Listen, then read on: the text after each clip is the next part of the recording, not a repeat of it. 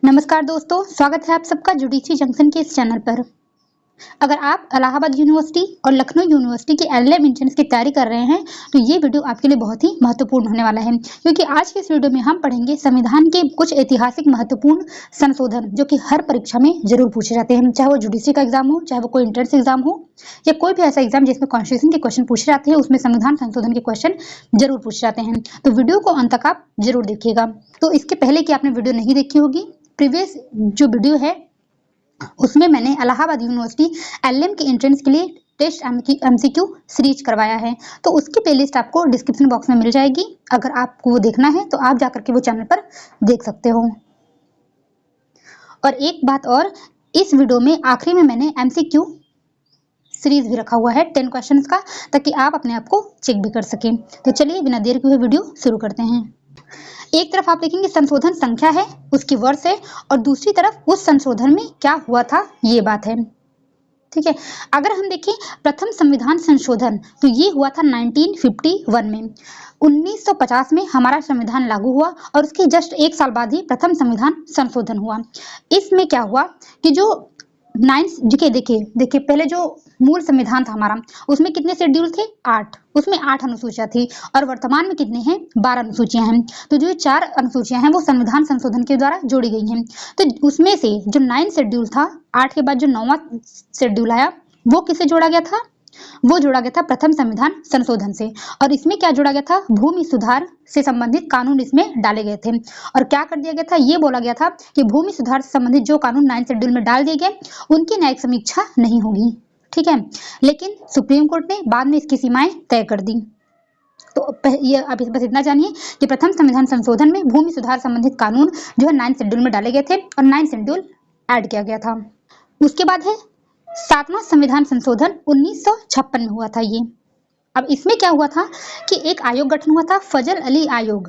ठीक है, जिसमें कि राज्य का पुनर्गठन किया गया था भाषा के आधार पर।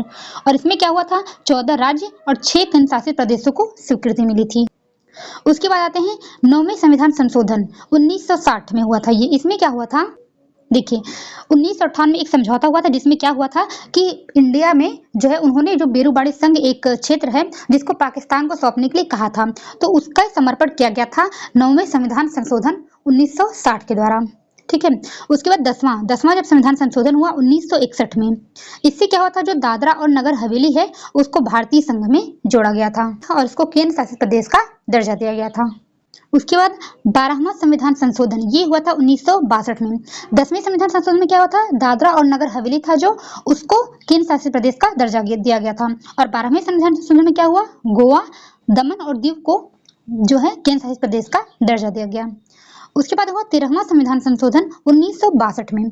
इसमें क्या हुआ? नागालैंड जो है उसको राज्य का दर्जा दिया गया और इसके लिए विशेष उपबंध किया गया था। ठीक है, अब देखिए 21 जो है 21वां संविधान संशोधन जो है 1967 हुआ था। आपको पता है जब संविधान बना था तो संविधान में जो 8वां शेड्यूल है जो कि बात करता है भाषा की। ठीक है, आधिकारिक भाषाएं जो हैं वर्तमान में वो कितनी है? 22 है, लेकिन जब संविधान बना था उस समय सिर्फ 14 भाषाएं थी। उसके बाद जब 21वां संविधान संशोधन हुआ तो जो सिंधी भाषा है उसको 15वीं भाषा के रूप में शामिल किया गया था। ठीक है, 22वां संविधान संशोधन हुआ 1969 में। इसमें क्या हुआ कि असम में से एक अलग स्वायत्त राज्य मेघालय का निर्माण। असम में से पहले असम और मेघालय एक में थे, उसके बाद असम में से एक अलग राज्य बना दिया गया मेघालय। ये हुआ था 22वें संविधान संशोधन 1969 के द्वारा। उसके बाद 24वां संविधान संशोधन हुआ 1971 का। इसमें क्या हुआ कि ये बोला गया कि संसद को यह अधिकार है कि वह संविधान के किसी भी हिस्से का, चाहे वह मूल अधिकार ही क्यों ना, संशोधन कर सकती है। ये 24वें संविधान संशोधन में किया गया था, लेकिन इसके बाद भी ये चीजें यहाँ पे नहीं रुकी थी। इसके बाद जब केशवानंद भारती का केस आया था तो उसमें ये साफ तौर पर बोला गया कि जो संसद है वो किसी भी संविधान के हिस्से में संशोधन तो कर सकती है, यहाँ तक कि मूल अधिकार में भी, लेकिन फिर भी वो जो संविधान का बेसिक स्ट्रक्चर है, जो मूलभूत ढांचा है, उसमें वो परिवर्तन नहीं कर सकती। ठीक है, 1973 में केशवानंद भारती का केस आया था। उस पर आते हैं 31वें संविधान संशोधन पर। ये हुआ था 1972 में। अब इसमें क्या हुआ था कि लोकसभा सीटों की संख्या 525 से बढ़ाकर 545 कर दी गई थी। 35वां संविधान संशोधन 1974 का हुआ था। इसमें क्या हुआ था? जो सिक्किम है, ठीक है, जो कि अभी भारत का हिस्सा है, लेकिन पहले ये भारत का हिस्सा नहीं था। इसको क्या गया था, भारतीय संघ में जोड़ करके एक सहयोगी राज्य बनाया गया था। अभी भी इसको राज्य का दर्जा नहीं दिया गया था, बस इसको भारत के साथ संयुक्त कर दिया गया था। और इसके लिए क्या हुआ कि 10वीं अनुसूची को जोड़ा गया। इसके लिए देखिए, पहले 9th शेड्यूल जोड़ा गया पहले संविधान संशोधन से, फिर 35वां संविधान संशोधन हुआ तो 10वीं अनुसूची को जोड़ा गया, लेकिन फिर ये अनुसूची को हटा भी दिया गया था। उसके बाद जब 36वां संविधान संशोधन हुआ 1975 में, तो इसमें क्या हुआ, जो 35वां संविधान संशोधन हुआ था उसमें सिक्किम को संयुक्त राज्य का दर्जा दिया गया था, उसको पूरी तरह से राज्य नहीं बनाया गया था। लेकिन उसके बाद 36वां संविधान संशोधन करके सिक्किम को भारतीय संघ का पूर्ण राज्य बना दिया गया और जो 10वीं अनुसूची थी उसको यहाँ पर समाप्त कर दिया गया। तो अब फिर से कितने हो गए शेड्यूल, 9 शेड्यूल हो गए। ठीक है, 42वां संविधान संशोधन 1976, ये भारतीय संविधान का बहुत ही महत्वपूर्ण संशोधन माना जाता है और इस संविधान संशोधन को हम बोलते हैं मिनी कॉन्स्टिट्यूशन के नाम से, लघु संविधान के रूप में इस संशोधन को जाना जाता है। एक बात ध्यान रखने की बात है, ये जो इसमें संशोधन हुआ था वह स्वर्ण सिंह समिति की सिफारिश पर प्रभावी हुआ था। ठीक है, और एक बात आप जानते हैं कि जो हमारा प्रस्तावना है वो संविधान का भाग है और उसमें संशोधन हो सकता है, ये बात बोली गई थी केशवानंद भारती वर्सेस केरल राज्य 1973 के केस में। तो प्रस्तावना अगर संविधान का भाग है उसमें संशोधन हो भी सकता है। तो क्या अब तक संशोधन कोई हुआ है, तो अब तक प्रस्तावना में सिर्फ एक बार संशोधन हुआ है, वो भी 42वां संविधान संशोधन, जिसमें कि प्रस्तावना में 3 शब्द जोड़े गए थे, समाजवादी, धर्मनिरपेक्ष और अखंडता, यानी कि सोशलिस्ट, सेक्युलर और इंटीग्रिटी। ठीक है, इसके पहले ऐसा नहीं था कि ये शब्द नहीं थे, लेकिन इसको प्रस्तावना में एकदम एक्सप्रेस रूप से उसमें डाल दिया गया। उसके बाद क्या हुआ कि मूल कर्तव्यों को जोड़ा गया था। मूल कर्तव्य जो हैं, पहले जब मूल संविधान बना था उसमें मूल कर्तव्य नहीं थे, जो कि पार्ट 4A में है। ठीक है, पार्ट 4A में जो है उसमें जो है मूल कर्तव्य नहीं थे। 42वें संविधान संशोधन द्वारा उसमें मूल कर्तव्यों को जोड़ा गया। और कितने मूल कर्तव्य जोड़े गए उस टाइम, 10। प्रेजेंट में कितने हैं, 11 हैं, वो अभी हम देखेंगे कि किस संविधान संशोधन से वो जुड़ा था। तो जब मूल कर्तव्य जोड़ा गया तो उसमें 10 थे। और ये भी आपसे पूछ देगा कि मूल कर्तव्य जो है वो किस समिति की सिफारिश से जोड़े गए थे, तो स्वर्ण सिंह समिति। उसके बाद क्या गया था, प्रशासनिक अधिकरण यानी कि एडमिनिस्ट्रेटिव ट्रिब्यूनल जो है, जिसको कि 14A में जोड़ा गया है। पार्ट जो 14A है उसमें प्रशासनिक अधिकरण को जोड़ा गया था 42वें संविधान संशोधन से। और एक और चीज की गई थी, जो लोकसभा और विधानसभा का कार्यकाल है वो जो 5 वर्ष था उसको 6 वर्ष बढ़ा दिया गया था। ये वर्ष है, ठीक है, उसको 6 वर्ष बढ़ा दिया गया था। हालांकि बाद में इसको फिर से 5 वर्ष कर दिया गया, वो अभी हम देख लेंगे। अब हम देखते हैं 44वां संविधान संशोधन। हालांकि 42वां संविधान संशोधन जो है वो बहुत महत्वपूर्ण है, लेकिन 42वें संविधान संशोधन में कुछ ऐसी गलतियां थी जिसको 44वें संविधान संशोधन में सही किया गया। तो उसके लिए 44वां संविधान संशोधन जो है ये भी बहुत महत्वपूर्ण हो जाता है। इसमें क्या किया गया कि 42वें संविधान के जो संशोधन हुआ उसके तहत कुछ मामलों को इस संशोधन में रद्द किया गया। अब जैसे क्या किया गया, लोकसभा एवं राज्य विधानमंडल का जो कार्यकाल था उसको फिर से 5 वर्ष कर दिया गया। जो 42वां संविधान संशोधन था उसमें 6 वर्ष कर दिया गया था। उसके बाद क्या किया गया, राष्ट्रीय आपात के संदर्भ में आंतरिक अशांति शब्द के आधार पर सशस्त्र विद्रोह शब्द रखा गया। जो आप देखते हैं आर्टिकल 352 में जो राष्ट्रपति घोषणा करता है आपातकाल की, उसमें 3 ग्राउंड है उसकी घोषणा करने की। एक तो है युद्ध, दूसरा है बाह्य आक्रमण और तीसरा था पहले आंतरिक अशांति। ठीक है, लेकिन उसको इस संविधान संशोधन में उसको हटा दिया गया और वहां पर एक वर्ड रख दिया गया सशस्त्र विद्रोह। तो इस संविधान संशोधन में ये भी हुआ था। इसके बाद क्या किया गया, जो मूल अधिकारों की सूची से संपत्ति का अधिकार जो है ये बहुत इंपॉर्टेंट है, जो संपत्ति का अधिकार था उसको समाप्त किया गया 44वें संविधान संशोधन से और इसको केवल विधिक अधिकार बना दिया गया, इसको लीगल राइट बना दिया गया। ठीक है, और इसको कर दिया गया आर्टिकल 300A में। तो संपत्ति का अधिकार जो था उसको मूल अधिकार की सूची से हटा करके उसको विधिक अधिकार बना दिया गया। उसके बाद एक और चीज, जो अनुच्छेद 20 है और अनुच्छेद 21 है, इसके द्वारा प्रदत्त जो मूल अधिकार है उसको आपातकाल में भी निलंबित नहीं किया जा सकता। ये भी बात की गई थी 44वें संविधान संशोधन में, क्योंकि जो अनुच्छेद 20 है और 21 है वो आप पढ़ते होंगे कि उसको जो है कि आपातकाल के दौरान भी उसको निलंबित नहीं किया जा सकता। तो ये बात कहाँ से आई थी, ये 44वें संविधान संशोधन से निकल करके आई थी। तो इतनी बात थी 44वें संविधान संशोधन की। 52वां संविधान संशोधन 1985, ये संविधान संशोधन भी बहुत महत्वपूर्ण माना जाता है। इसे दल बदल विरोधी विधि के रूप में भी जाना जाता है। इस संविधान संशोधन में पहली बात आप जान लीजिए कि इसमें जो 10th शेड्यूल है उसको जोड़ा गया था।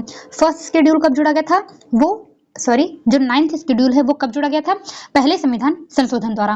और जो उसका 52 कॉन्स्टिट्यूशनल अमेंडमेंट हुआ जिसमें 10th शेड्यूल को जोड़ा गया। इसमें क्या हुआ था?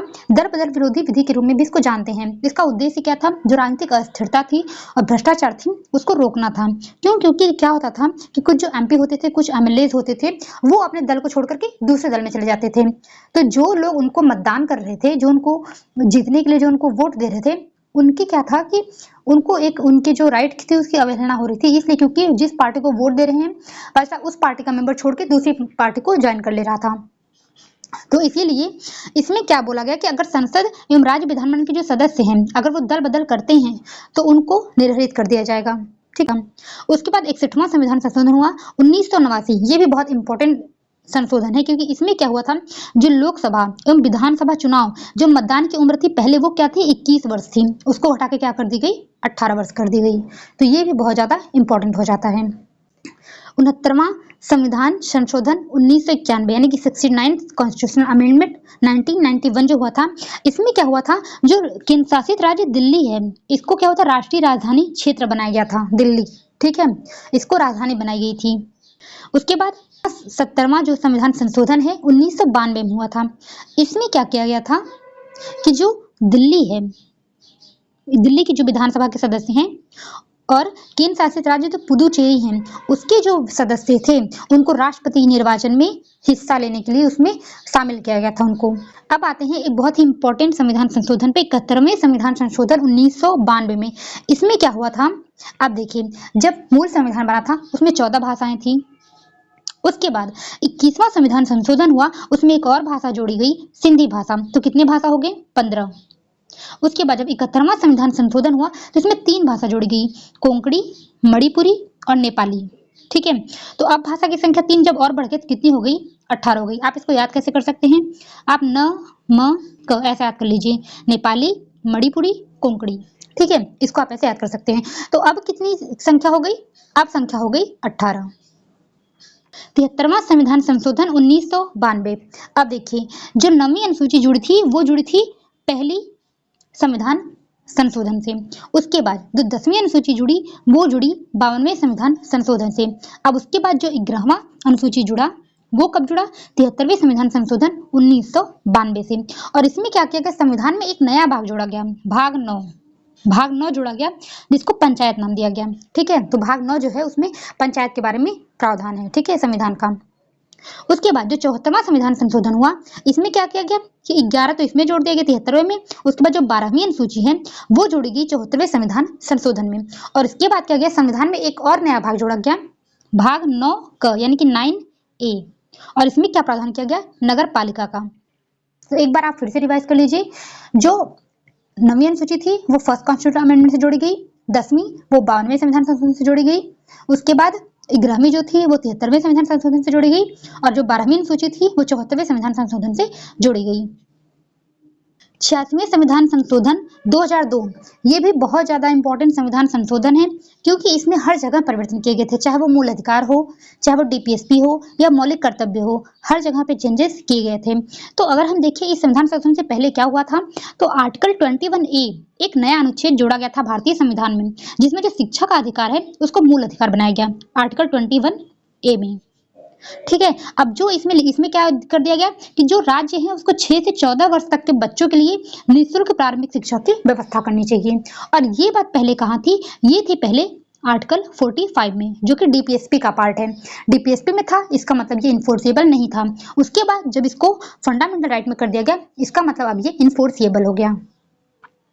तो अब जब ये 45 का पार्ट था तो 45 में भी तो कुछ चेंजेस होंगे। अब 45 में क्या है वो भी तो जानना जरूरी है। तो जब ये 45 का निकाल कर 21A में कर दिए गए तो 45 की जो विषय वस्तु थी उसको भी बदल दी गई। अब उसमें क्या कर दिया गया, यहाँ पे 14 वर्ष पूरी की जाए, यहाँ पे 6 वर्ष है। ठीक है, एक बात आप ध्यान रखिए, यहाँ पे 6 है।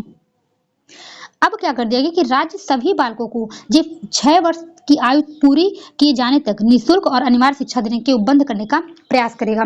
तो पहले जो 6 वर्ष से 14 वर्ष तक के बच्चों के लिए था उसको हटा के अब कर दिया गया कि 6 वर्ष तक के उनकी प्रारंभिक बाल्यावस्था और देखरेख जो है वो राज्य करेगा। तो यहाँ पे कर दिया गया 6 वर्ष तक नीचे वाले बच्चे।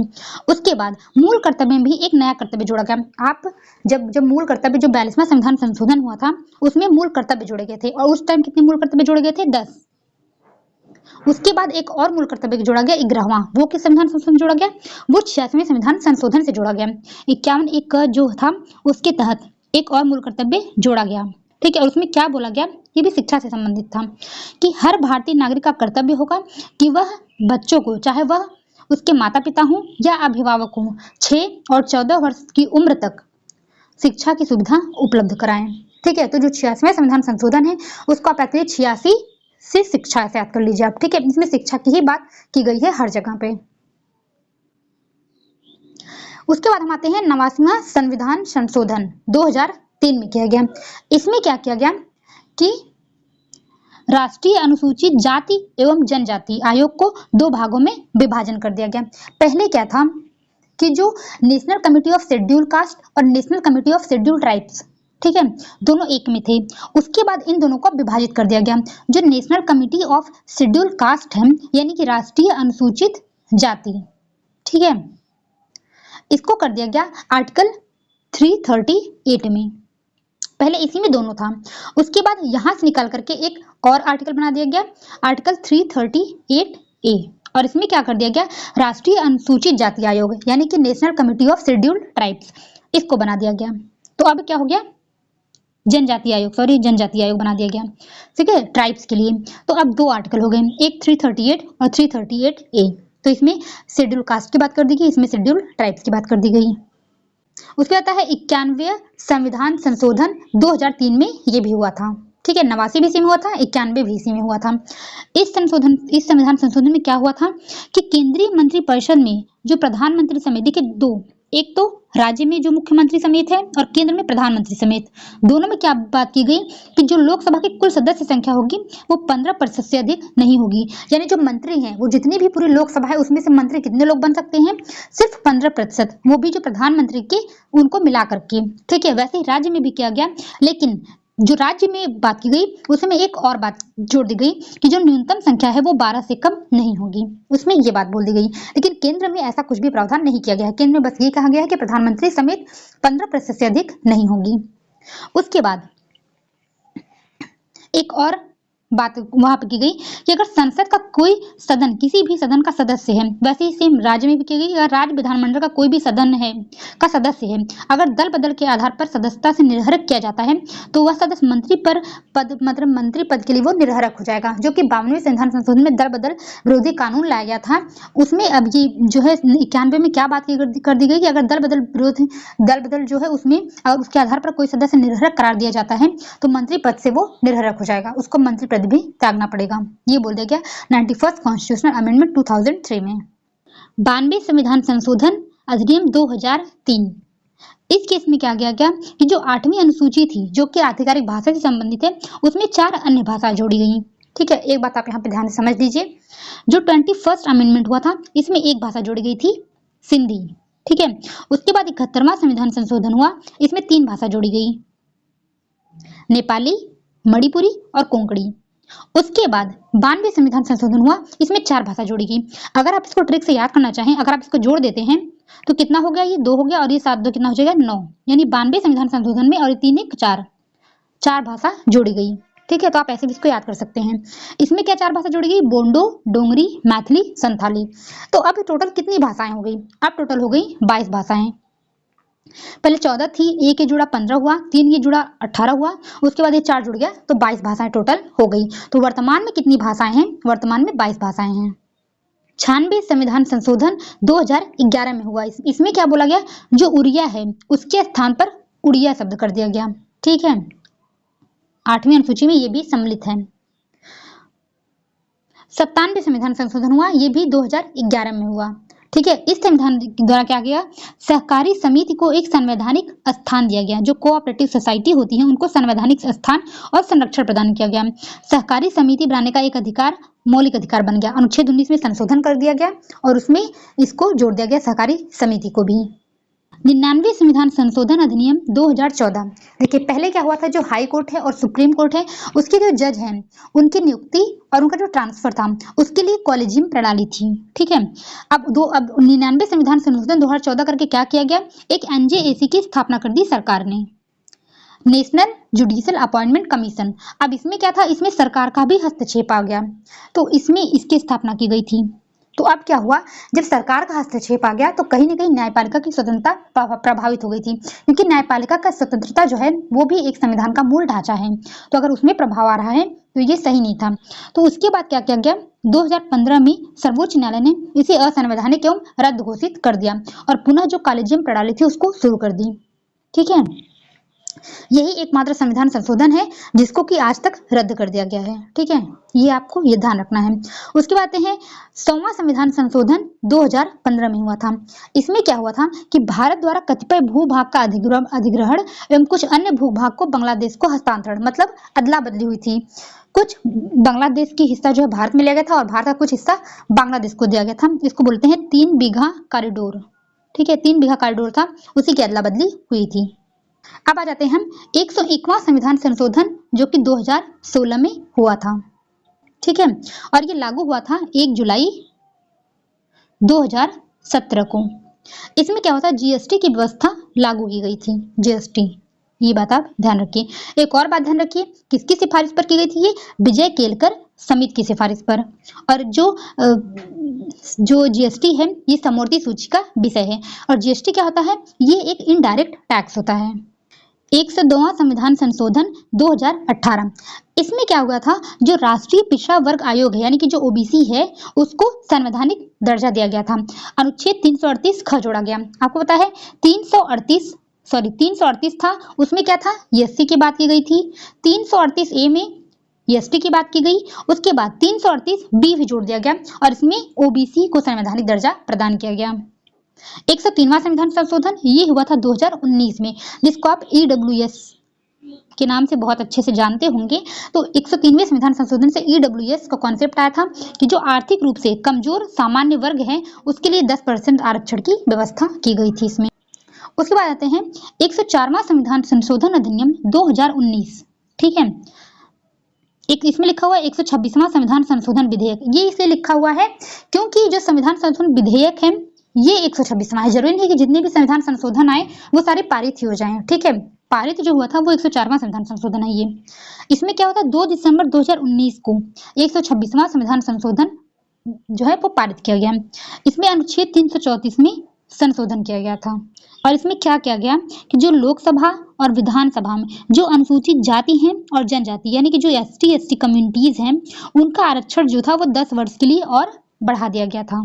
क्या किया गया कि इसमें 25 जनवरी 2030 तक सीटों का आरक्षण बढ़ाने का प्रावधान किया गया था। पहले क्या था, 25 जनवरी 2020 था। तो पहले जो था वो 25 जनवरी 2020 तक वो जो मतलब आरक्षण था, सीटों का आरक्षण लोकसभा में और विधानसभा में। उसके बाद इस संविधान संशोधन से इसको 10 वर्ष के लिए और बढ़ा दिया गया, तो 25 जनवरी 2030 कर दिया गया। एक और चीज की गई इसमें, जो एंग्लो इंडियन समुदाय है, ठीक है, उसके आरक्षण को समाप्त कर दिया गया।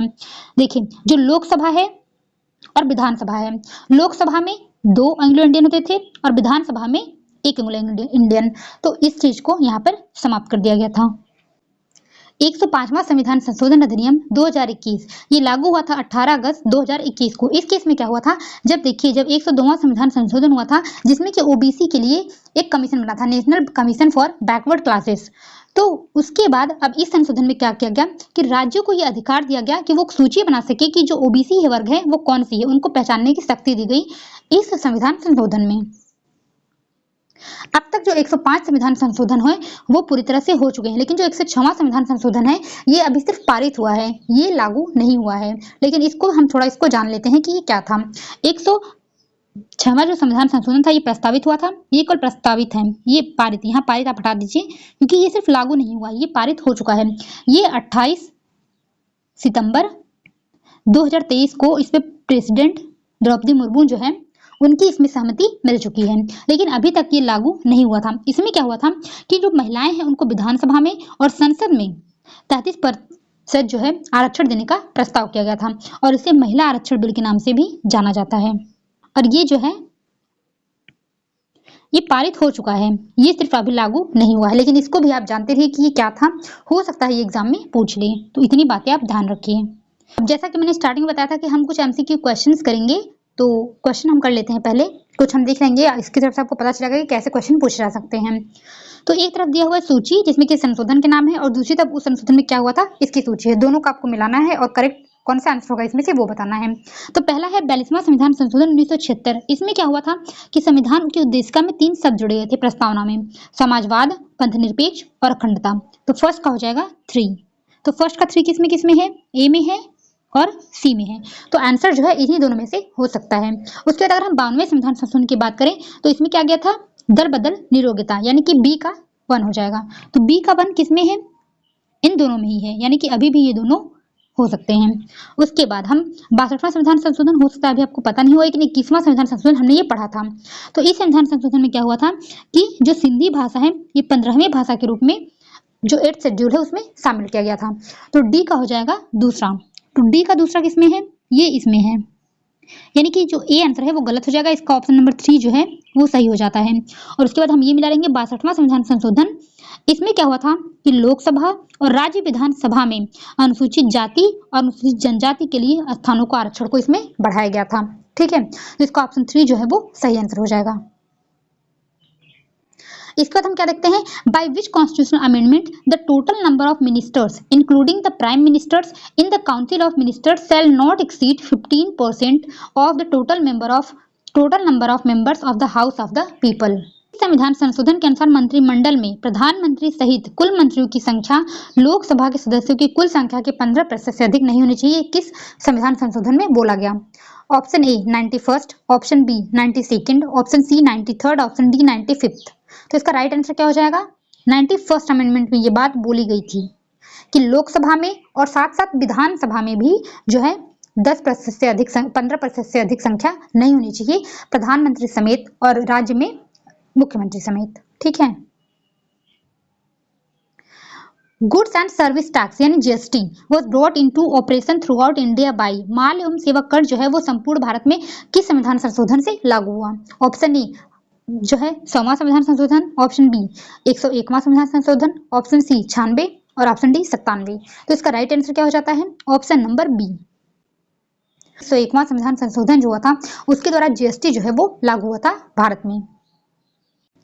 नेक्स्ट क्वेश्चन क्या है, which of the following amendment to the constitution is related with reservation of seat in educational institution for economically weaker section of citizen, यानी कि जो ईडब्ल्यूएस हैं उनके लिए रिजर्वेशन किस संविधान संशोधन में किया गया?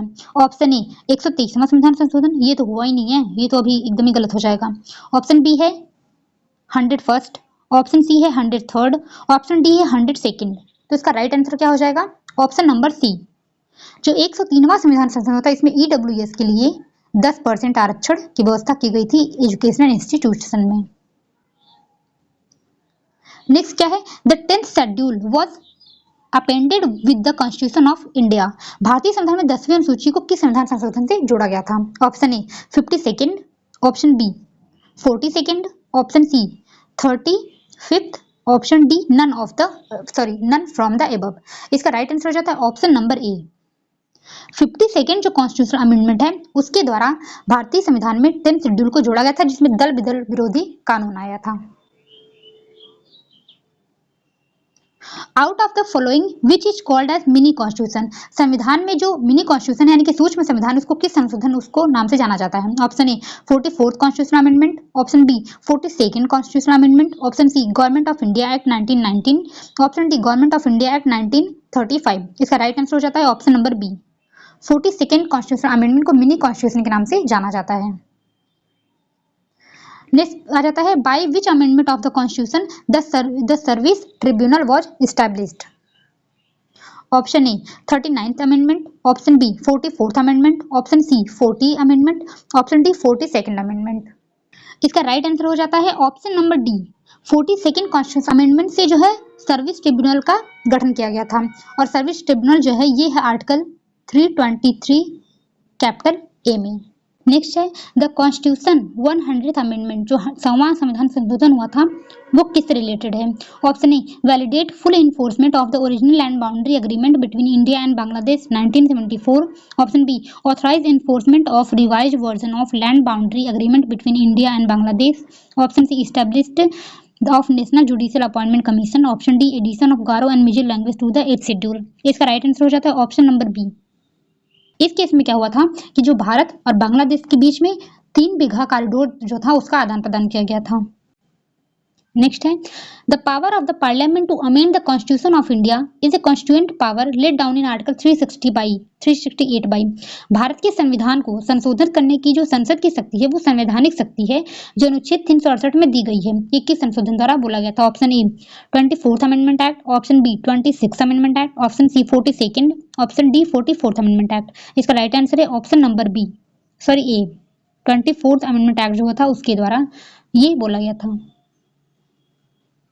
नेक्स्ट है which of the following schedule was added in the constitutional amendment by 73rd constitutional amendment. निम्न में से संविधान के 73वें संविधान संशोधन द्वारा किस अनुसूची को जोड़ा गया था? ऑप्शन ए शेड्यूल 12 है ये, option B schedule 6, option C schedule 11, option D schedule 9। इसका राइट आंसर हो जाएगा ऑप्शन नंबर सी शेड्यूल 11। 11 जो शेड्यूल है वो 73वें संविधान संशोधन से जोड़ा गया था और 12वां जो अनुसूची है वो 74वें संविधान संशोधन से जोड़ा गया था। आज की इस वीडियो में बस इतना ही था। मुझे लगता है कि वीडियो आपको पसंद आई होगी, आपको अच्छे तरीके से समझ में आई होगी। जैसा भी रहे आप मुझे अपना फीडबैक दे सकते हैं, अपना मुझे कमेंट बता सकते हैं। मिलते हैं अगले वीडियो में। Thank you.